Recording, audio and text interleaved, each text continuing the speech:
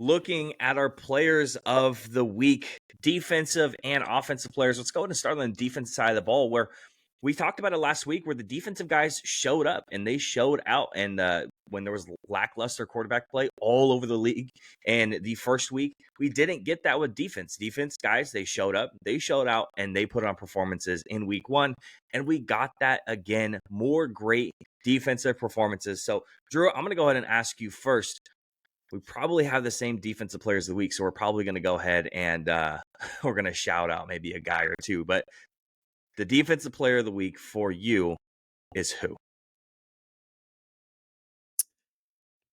I'm not going to pick the guy that's the guy. I'm just going to go with the highest rated defender in the league through 2 weeks, and I'm going to give a shout out to my boy Fred Warner, because the 49ers should have lost by a lot worse, but he has been a one-man wrecking crew. He's got tackles, he's got sacks, he's got interceptions, he's got pass breakups. Fred Warner is just showing why he's a top 1, 2, 3 middle linebacker in the NFL.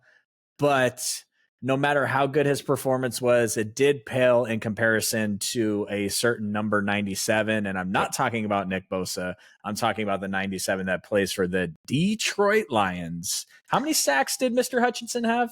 Mr. Hutchinson had 4.5 sacks, originally 5. They changed it to 4.5 on that very last one. 5 tackles, 4.5 sacks, 4 tackles for loss, and 5 quarterback hits. We talked about last week, you gave Aiden Hutchinson a shout out out in Detroit, and or maybe it was me. It was a podcast. We gave him a shout out. It was just basically saying, Aiden is in the backfield every single play. He's not popping off of the stat sheet too significantly. Not saying he played bad, obviously, when it comes to just looking at the stat sheet. But when it comes to the eye test and really watching the game, that's when he showed out, and he's in the play every single time. And he heard us. And he said, "Oh, I'm not looking great on the stat sheet. I'm not showing out. I'll show you guys what showing out looks like." And he gave us 4.5 sacks. And 3 of those sacks came in the very first quarter. And it's funny because my backup defensive player of the week was going to be Fred Warner. 9 tackles, 1 sack, 1 tackle for loss, 2 pass breakups, 1 quarterback hit, 1 interception. He's all over the place.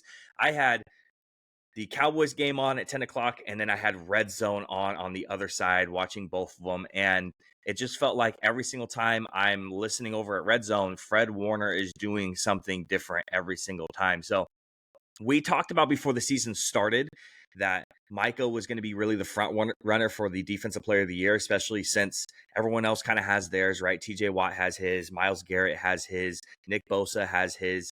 The only guy that really doesn't have his at this point is Micah and Max Crosby, who's in that elite level of edge rushers as well. But Aiden Hutchinson is really trying to come for the crown as well. And Fred Warner has great back-to-back performances, and we haven't had a linebacker defensive player of the year in quite a few years, and Fred Warner might be trying to make that case this year.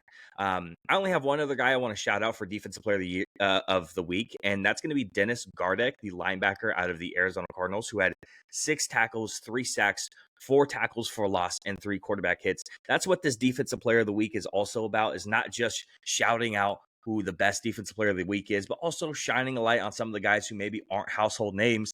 Aiden Hutchinson, Fred Warner, those are guys we know all about. But a guy like Dennis Gardeck, who's a 30-year-old linebacker, been in the league for a couple of years and has himself a great game, want to shine light on guys like that. So did you have anyone that you want to shout out outside of the 2 main guys for Defensive Player of the Week?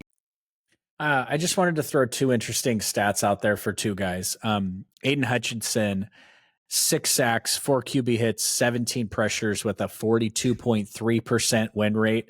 I don't know if you guys are familiar with win rate, but that means that 42% of the time he's winning, whether he's double teamed, chipped, any of that, 42%.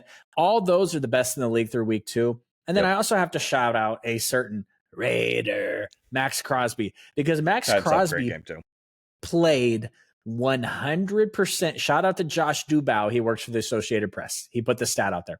He played 100% of the defensive snaps.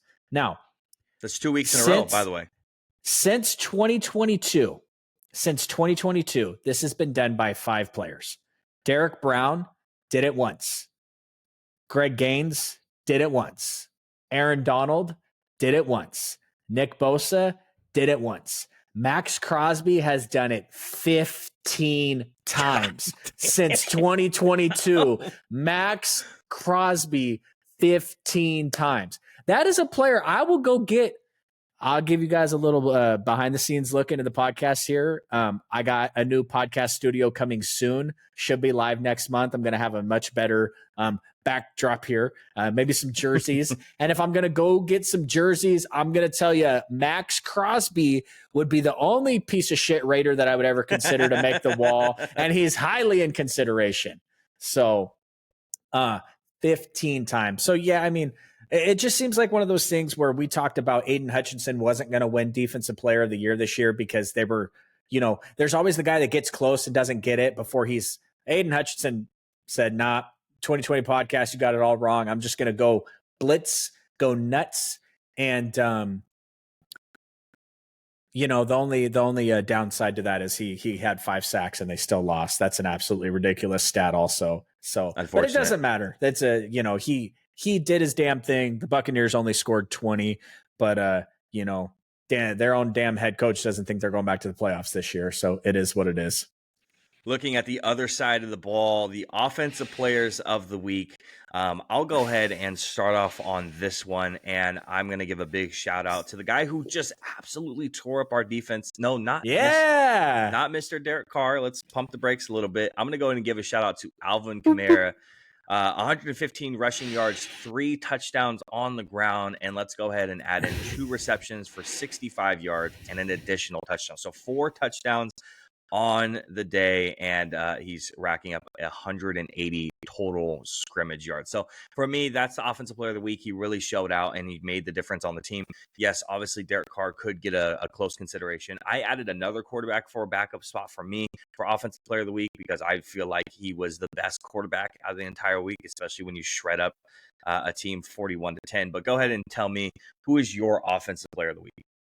I appreciate the lead into my pick of Offensive Player of the Week, Mr. Kyler Murray. 81% completion rating, 340 total yards, 3 touchdowns, a perfect QB rating, which I know we're not QB rating here fans on this podcast. We're not even QBR fans, which, speaking of which, Bryce Young, QBR of 8. I think that's an all-time low, but we'll get to that in a little bit. Sorry, Jacob. I know you love Bryce. But yeah, Kyler Murray played out of his mind. The Rams look like they're in big time trouble. I think I picked them to make the playoffs this year, but now it looks like they're putting Cooper Kupp on the IR. Thank God, because the 49ers play him next week and we definitely need a win. Yeah. So put the whole team on IR for all I care. Weirdly enough, Kyren Williams, he averaged 2.1 yards per carry. Blake Corum averaged 3.5 yards per carry, which is weird because you love the fact that they spent $1 billion on their offensive line. Clearly not a good investment. They spent a ton of draft capital in recent years on that defensive line, and James Conner just went nuts on them. Yeah. The Rams are looking rough, and they may need to be going back to the drawing board here soon and blowing it up, which is going to be tough because I don't know if Sean McVay is going to stick around for a rebuild. But none of that matters right now. We're talking about Kyler Murray and his very impressive week 2 performance in the win. When you put it on a diagram and it's a graph that looks like this, the up is going to be EPA and the over is going to be the grades for PFF. Kyler Murray is going to be the very, very, very top corner. He's going to be the highest EPA out of any quarterback this week and the highest graded player as well. The only other guys I want to go ahead and give a shout out to is Geno Smith. Played incredibly well. Outside of a Seattle Seahawks offense that really didn't give them a whole lot, and a Seattle Seahawks defense, what that was allowing the Patriots to really keep them in the game. Geno Smith really did put that team on his back to go ahead and grab them the win. The other player I'm not going to go ahead and shout out because he's actually going to take home a top 3 rookie performance that we're going to get around to. Drew, is there any other guys that you want to shout out for the offensive player of the week before we move on? Yeah, no, because as you might have just spoiled there, I actually thought that there was another player that could qualify, but we're going to go ahead and hook him up with this award here. So we'll just move on from there.